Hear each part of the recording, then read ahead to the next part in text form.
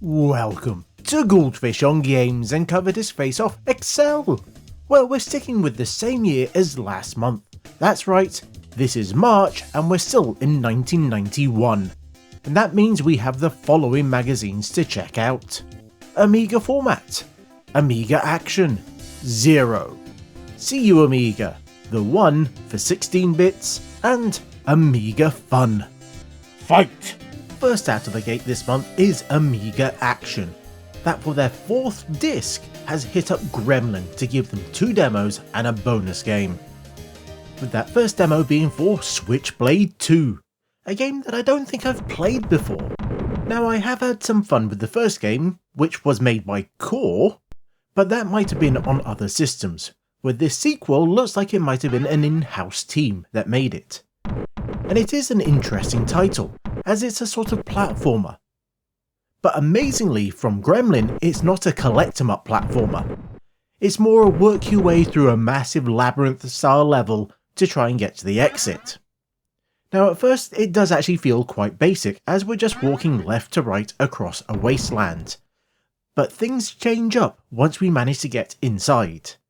And it has this interesting mechanic that you can't see into areas that you've not visited yet. So as you come up to doorways, you'll get to see what's through the other side once you actually go through them. The demo is mostly the first level, although there are a few changes that were made to it before it got released. But one thing they did decide to do was to unlock some of the weapons that you can buy in the final game. It's not all of them, but it is quite cool that you get to experience something from later on in the title. Even if it does make these earlier bits probably a bit easier than they were expecting. But I had a lot of fun with this and it is a great demo.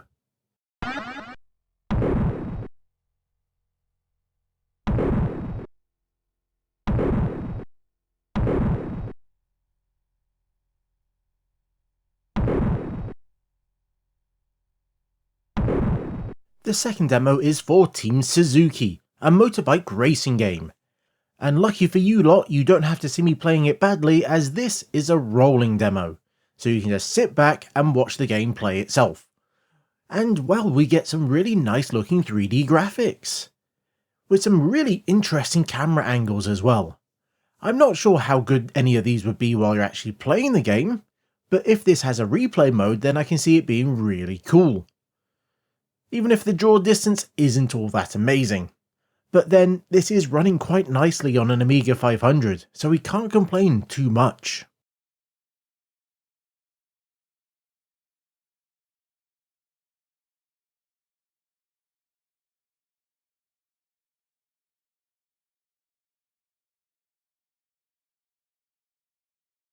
And finally, there is Rocks, which was a minigame that was originally included in Lotus Turbo Challenge.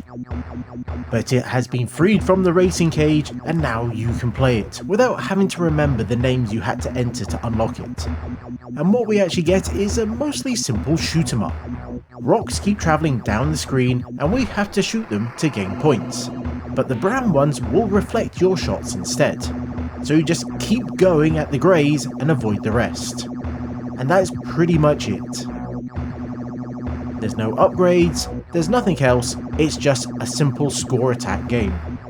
But it does look nice enough, even if it is a little simple, but as an included minigame in something else, it was pretty decent.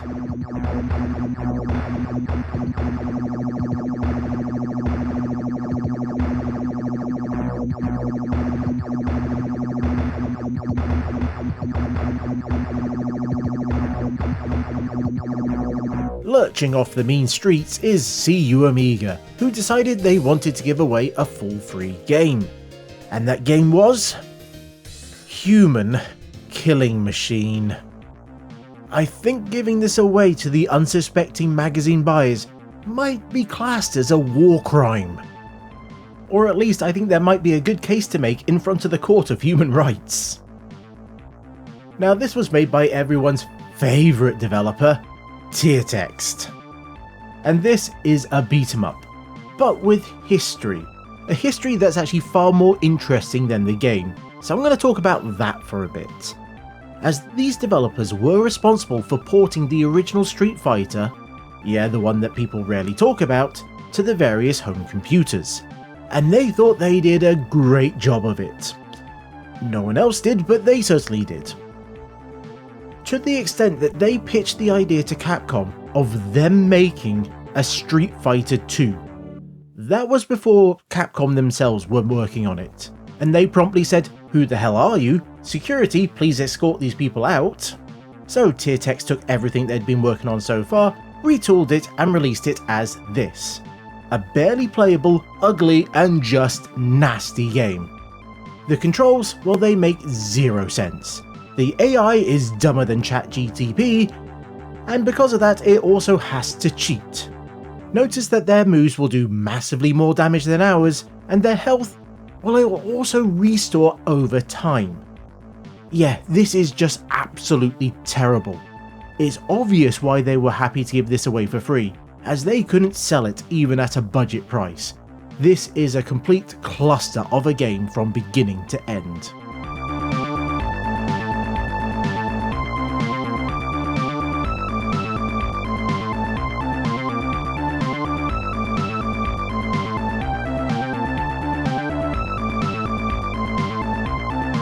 Stiffing the Amiga owners again is zero.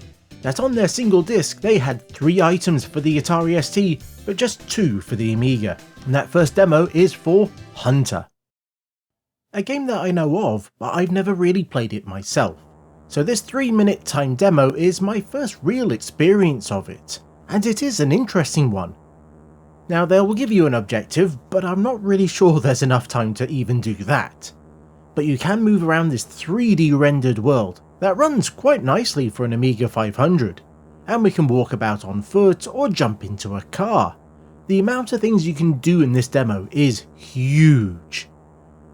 And it does look absolutely amazing for its age, but you will just keep coming up against that time limit, which makes it really difficult to really enjoy it.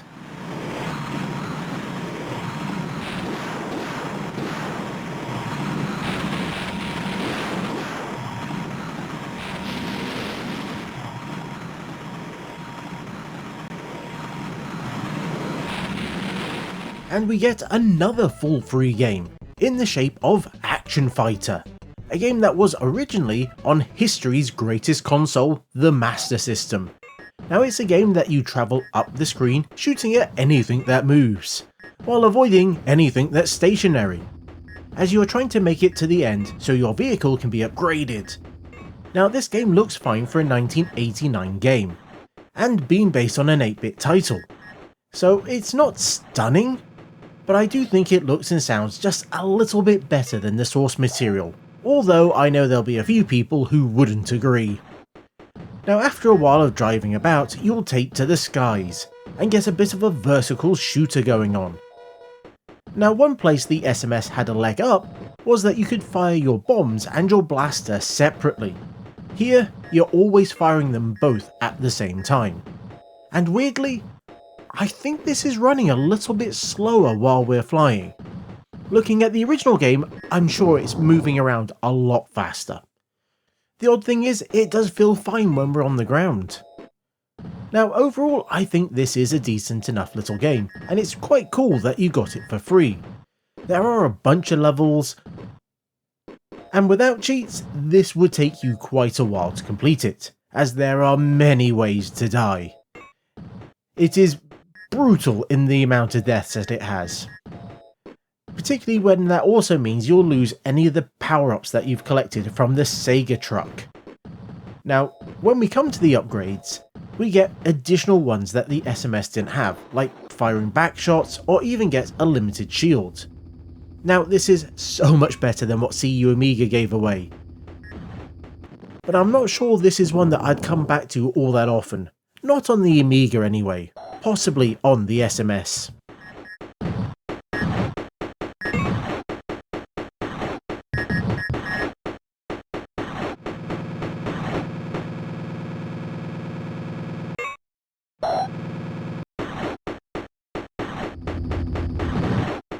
The game with a free magazine, Amiga Fun, is back, And yeah, it had a single disc with a full game. That was Future Shock. This is a sort of adventure shooter? I'm not even sure that's really a genre, but what we're trying to do is navigate this map while also shooting at the enemies that show up.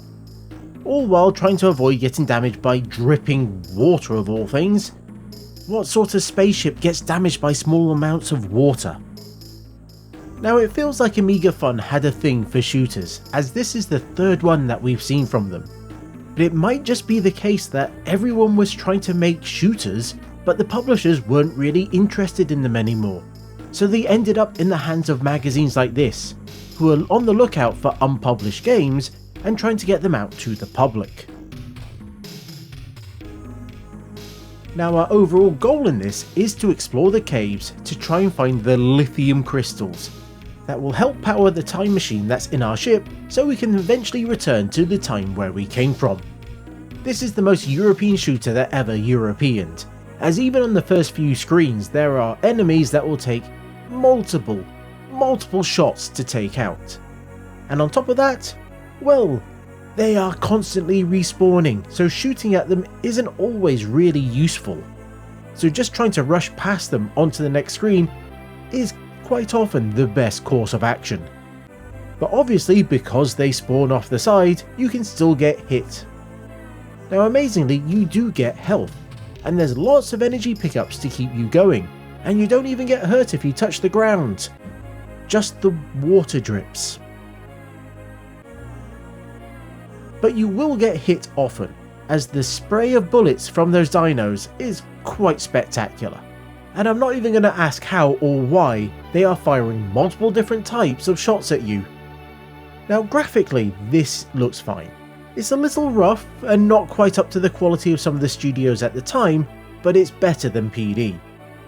But I will say the use of the border graphics along the top and bottom, well, it makes this a little tricky to know when we can travel up and down the screens. The music is nice enough, and it has some interesting ideas, even if it also has some really annoying ones.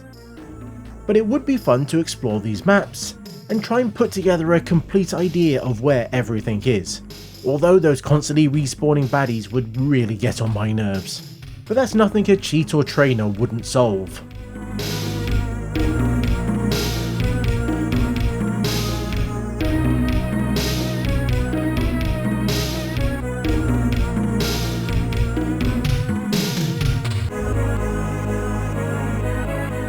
After spending all night at the rave, Amiga Format turns up with its homework hastily written on the bus ride over, as it has a single demo and a few small utilities. And those software, well, it's light on the ground. We have an image of the month, which is a 3D rendered windmill that does look quite cool, and we get two tools for reading Atari ST discs, and then converting image files. If you got the free game interface on a previous cover disc, well, there's now a patch to fix it up so that the loading and saving bug that they introduced will no longer bug you. And finally, if you happen to have Sculpt 4D, then there's a tool to help you set up animations. And well, that's pretty much it. So the demo is for The Power, which I swear is going to get me a copyright strike, so if I suddenly have to mute the audio, then that is why. Now that music is based on the hit single The Power by Snap, and supposedly the rest of the game is based on it as well. Now after a title screen that is just... well, it's the busiest thing I've ever seen, and it scrolls. It actually scrolls around using the cursor, which is joystick controlled. And eventually you manage to work out how to actually start the game itself, and then, well, what we get here is a bit of a sliding puzzle game, in which we need to move Max around trying to collect the hearts, and then collide him with Min to finish the level. And it's the standard idea that when you move a character, they will keep moving until they hit something. Now, how this differs from every other game that uses this style is the controls. Oh, the controls.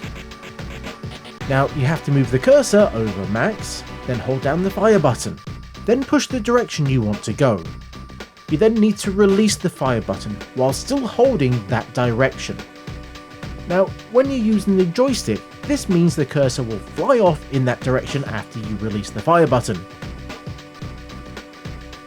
All while Max himself also goes moving around. And this might also mean that the screen starts scrolling around as well. I do have to wonder what the music has to do with the game at all, as they do try to say that it's based on that track, but really, is it? I do wonder if someone had made a game and then they just randomly, of all things, got the license to that music, slapped it on, and called it a day. This would have been a perfectly fine bit of PD, if they fixed up the controls, but as a fully released title, I'm not feeling it.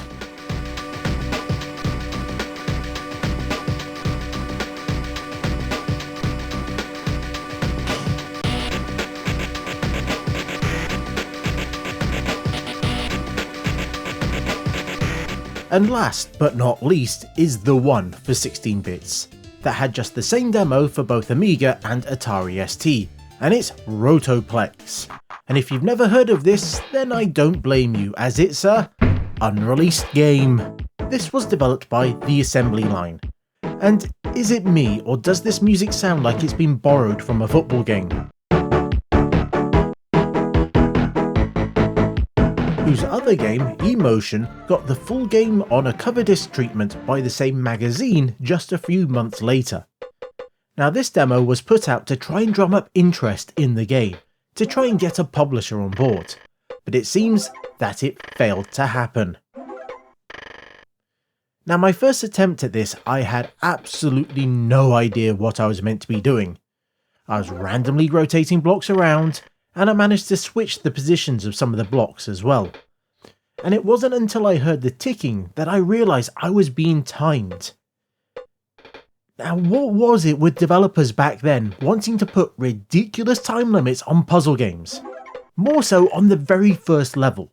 1 minute to work out the controls and how to play, that's just completely stupid. Now after a bit I managed to work out that you gotta try and get the coloured blocks so the inner ones match up with the other blocks in the squares next to it, if you see what I mean. Now the game will randomise these little blocks for each time you play it, but the shape will always be the same. Now I have to say, I really didn't enjoy this game. I think the idea is fine, but stuff like the time limit and the controls really do not do it justice. And I can see why this call for interest in the game might not have resulted in much response. Graphically, yeah, it's fine. It's a puzzle game, it doesn't need to have great graphics, and this works well enough.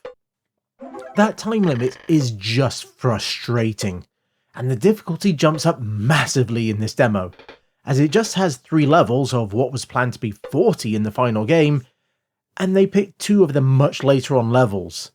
So you're gonna get challenged really quickly. And look at that time limit, even on the second level. It's barely enough time to wrap your head around what you've got here, without even having to consider how to move everything around.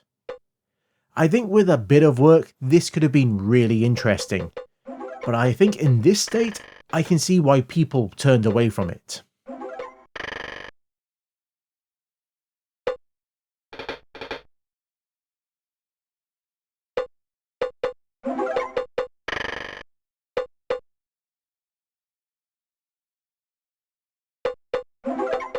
And there we have it, 1991 is still being a bit quiet in these early months.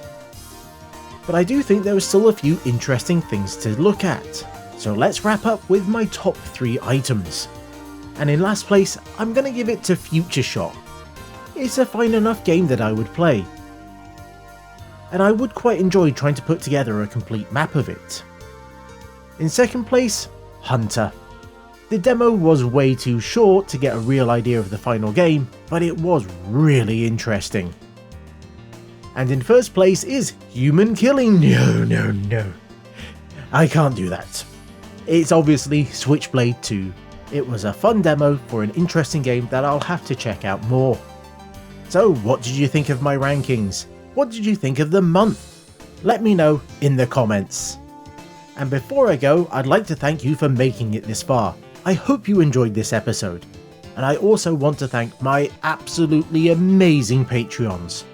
For as little as nothing, they've managed to watch this video ad-free a whole week early, and get to hear about all sorts of fun behind the scenes info, as well as getting their name on screen.